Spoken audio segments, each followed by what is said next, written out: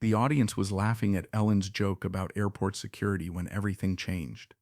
A man in the third row stood up, his hands trembling, and said words that would stop the show cold. It was supposed to be just another Tuesday taping at Warner Brothers studio. The Ellen DeGeneres show was in full swing, with Ellen wearing her signature light blue blazer, working the crowd with that infectious energy that had made her America's sweetheart. The guest lineup was typical for a midweek show: a viral TikTok dancer, a woman who'd started a successful cupcake business from her garage, and James Rodriguez, a 28-year-old veteran from Phoenix who'd written to the show about wanting to thank Ellen for helping him through his darkest days. James sat in the third row, wearing his dress uniform, medals catching the studio lights. During the commercial break, Ellen had briefly chatted with James, thanking him for his service with that warm smile that made millions feel seen. He'd seemed cheerful, even cracking a joke about how the studio was fancier than his army barracks. But something in his eyes suggested there was more to his story, a depth that Ellen's trained instincts picked up on immediately. The show resumed with Ellen's usual banter, moving seamlessly between jokes and genuine moments of connection with her audience. She was in the middle of a bit about how TSA agents always seemed suspicious of her dance moves when James suddenly stood up. The cameras hadn't noticed him yet, but Ellen's peripheral vision caught the movement. "Ma'am," James called out, his voice cutting through the laughter like a knife through silk.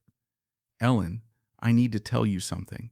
The studio audience began to quiet, heads turning toward the unexpected interruption. Ellen paused mid-sentence, her comedian instincts initially kicking in to handle what seemed like an enthusiastic fan moment. "Well, hey there, James," she said with a smile, but something in his tone made her look closer. The laughter died completely as everyone realized this wasn't part of the show. James reached into his jacket pocket and pulled out a folded piece of paper, worn at the edges like it had been handled countless times. His hands were visibly shaking now, and the studio fell into complete silence. Even the crew members stopped what they were doing, cameras still rolling but capturing something entirely unplanned. "This is from my buddy Marcus," James said, his voice stronger now. "He died in Kandahar 2 years ago, and he wrote this for me before his last patrol." Ellen's expression shifted from entertainer to something deeper, more human. She stepped down from her stage area, moving closer to James without hesitation. "What does it say, honey?" she asked, her voice gentle, stripped of all performance. The cameras followed her, but this was no longer television. James unfolded the letter with reverent care, his military training evident in the precise way he handled the precious document. He wrote, "If something happens to me, find a way to watch Ellen DeGeneres and remember how to laugh again." His voice cracked on the last word, and an audible gasp rippled through the audience. Ellen stopped walking, her hand going to her heart. For a moment she was speechless, something that rarely happened to someone who'd built a career on quick wit and perfect timing. "Oh, James," she whispered, and everyone in the studio could hear the emotion building in her voice. "I couldn't laugh for months after he died," James continued, tears now streaming down his face. "I'd sit in my apartment, feeling guilty every time something funny happened on TV because Marcus wasn't there to laugh with me." The audience was completely silent, many wiping their own eyes. "He used to record your show when we were deployed," James added, his voice growing stronger with each word. "He'd make the whole unit watch together in our downtime, saying laughter was better medicine than anything the medics had." Ellen's eyes filled with tears as she imagined this scene playing out thousands of miles away. Ellen didn't hesitate. She walked directly to James's row, and the audience members shifted to let her through. When she reached him, she gently took his hands in hers, the letter still clutched between his fingers. "Tell me about Marcus," she said softly, her voice now amplified only by the wireless mic she wore. This was no longer Ellen the entertainer. This was Ellen the human being, creating space for someone's pain. James looked into her eyes and saw only compassion. "He was my battle buddy, my best friend," James said. "He used to do impressions of you during our downtime, making the whole unit laugh. He'd say, 'When we get home, we're going to meet Ellen and dance like nobody's watching.'" Ellen's eyes filled with tears, but she kept her focus entirely on James. He had this way of finding light in the darkest places, James continued, his voice breaking slightly. When things got really bad, when we lost other friends, Marcus would put on one of your episodes and remind us that there was still good in the world. The audience was now openly crying, understanding they were witnessing something sacred. He sounds like an amazing friend, Ellen said, squeezing his hands gently. And he was right about one thing. We absolutely are going to dance today. Her voice carried a warmth that seemed to wrap around James like a blanket. The studio was so quiet, you could hear the air conditioning humming.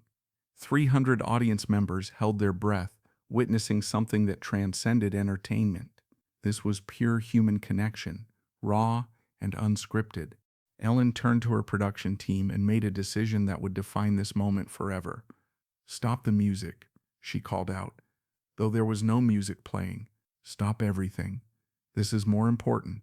Her producers, accustomed to Ellen's spontaneous moments, understood immediately. She turned back to James, still holding his hands. "You know what your friend Marcus would want right now?" she asked, a small smile beginning to form through her tears. "He'd want you to know that laughing doesn't dishonor his memory. It celebrates it." James nodded, trying to compose himself, but Ellen wasn't finished. She reached up and gently wiped the tears from his cheek with her thumb, a gesture so natural and motherly that it brought fresh tears to audience members' eyes. "Marcus was protecting more than just his country," she said. "He was protecting your ability to find joy again. He made me promise," James whispered, his voice barely audible but picked up by the sensitive microphones. "Before that last patrol, he made me promise that if anything happened to him, I'd find a way to keep laughing. He said life was too short to waste it being sad." Ellen's heart broke a little more with each word. Then Ellen did something unprecedented in her show's history. She began to remove her blazer, the light blue jacket that had become part of her television persona. "This jacket has been with me through hundreds of shows," she said, draping it around James's shoulders over his uniform. "But today it belongs to someone who needs to know he's not alone." The audience erupted in applause, but it wasn't the usual television applause.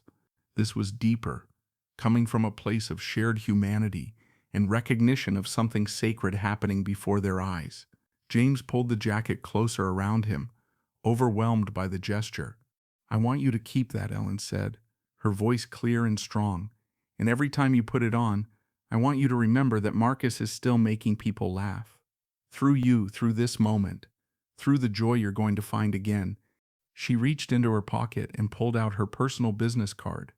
"This has my real number on it," she said, pressing it into his hand alongside the letter. "Not my assistant's, not my publicist's, mine. Because sometimes you need to talk to someone who understands that healing isn't forgetting, it's honoring." James stared at the card, then at Ellen, then at the hundreds of faces looking at him with nothing but love. But Ellen had one more surprise. She turned to address the entire studio audience, her voice carrying the authority of someone who'd just witnessed something life-changing. "Ladies and gentlemen, we're going to do something different today. We're going to dance for Marcus." She looked back at James, her eyes bright with purpose. "Your friend wanted to dance with me, right? Well, he's here. I can feel him." She extended her hand to James, inviting him to join her on the stage. "Come on, let's give Marcus the dance he was waiting for." James, still wearing Ellen's blazer over his dress uniform, took her hand. Together they walked to the center of the stage while the audience rose to their feet. Ellen signaled to her DJ, and instead of upbeat pop music, soft instrumental music began to play. They didn't do Ellen's signature energetic dancing. Instead, they swayed gently, Ellen occasionally spinning James under her arm, both of them laughing through their tears. It was the most beautiful healing dance the show had ever featured. The audience swayed with them, 300 strangers united in honoring a fallen soldier they'd never met. "Marcus would have loved this," James whispered to Ellen as they danced. "He always said you had magic in you." Ellen smiled, spinning him one more time. "No, honey, the magic is in friendship like yours. The magic is in love that doesn't end." As they danced, Ellen noticed something remarkable happening in the audience. People were holding hands with strangers, tears flowing freely, but faces filled with something that looked like hope. This wasn't just entertainment anymore. It was healing happening in real time. When the music stopped, Ellen and James stood center stage, still holding hands. The applause that followed seemed to last forever. But more importantly, it felt like a celebration of life, of friendship, of the bonds that connect us all. James was crying, but for the first time in 2 years they were tears of joy.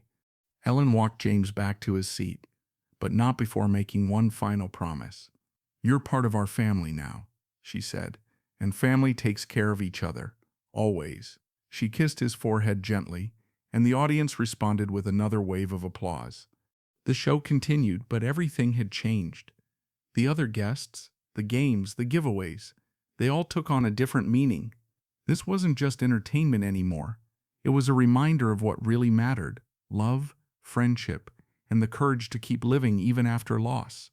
After the show wrapped, Ellen spent an hour with James backstage, looking at photos of Marcus on his phone and hearing stories that would never make it to television. They talked about healing, about survivor's guilt, about the weight of carrying someone else's dreams. Ellen listened with the patience of someone who understood that sometimes the most powerful thing you can do is simply witness someone's pain. James showed her a video Marcus had recorded before his final patrol, doing his Ellen impression one last time for the camera. "Tell Ellen I'm still waiting for that dance," Marcus had said, grinning at the camera with the kind of joy that transcends mortality. Ellen watched through tears, understanding even more deeply why this moment had been so important. In the months that followed, Ellen kept her promise in ways that went far beyond television. She personally called James on difficult days, sent care packages during his toughest weeks, and even flew to Phoenix to attend a memorial service for Marcus that James had organized at a local veterans center. The gesture meant more to James than any amount of money or fame could have provided. Ellen also began featuring more veteran stories on her show, creating a monthly segment called Heroes Among Us, where she highlighted service members and their families. Each episode ended with Ellen reminding viewers that behind every uniform was a human being with dreams, fears, and an unbreakable capacity for love. The episode aired exactly as it happened, unedited and raw. The response was overwhelming. Millions of viewers shared their own stories of loss and healing. The show received thousands of letters from veterans and military families, thanking Ellen for creating space for their experiences. 6 months later, Ellen announced the Marcus Rodriguez Memorial Fund, dedicated to providing mental health resources for veterans. James became a regular contributor to the show, sharing stories of other service members who needed to be seen and heard. And he still wore Ellen's blazer to every appearance, treating it like a sacred garment. The letter from Marcus was eventually framed and displayed in Ellen's office, next to photos of all the lives she'd touched over the years. But James kept the original, reading it whenever he needed to remember that laughter and grief could coexist, that healing was possible, and that sometimes the best way to honor the dead is to keep living fully. Ellen learned something that day that changed how she approached every show afterward. Entertainment wasn't just about making people laugh. It was about creating moments where people could be their whole selves, pain and joy included. It was about proving that in a world that often felt disconnected, genuine human compassion could still break through. The blue blazer became a symbol, not just of Ellen's generosity, but of the idea that we all have something to give to those who are hurting. James still wears it to veteran events, telling Marcus's story and Ellen's kindness to anyone who will listen.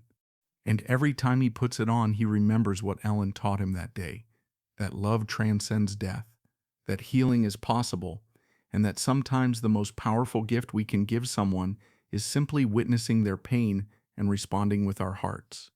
Years later, when people ask Ellen about her most meaningful moments in television, she always returns to that Tuesday afternoon when a veteran stood up in her audience. Not because it made great TV, but because it reminded her why she started performing in the first place, to create connection, to heal hearts, and to prove that even in our darkest moments, we're never truly alone.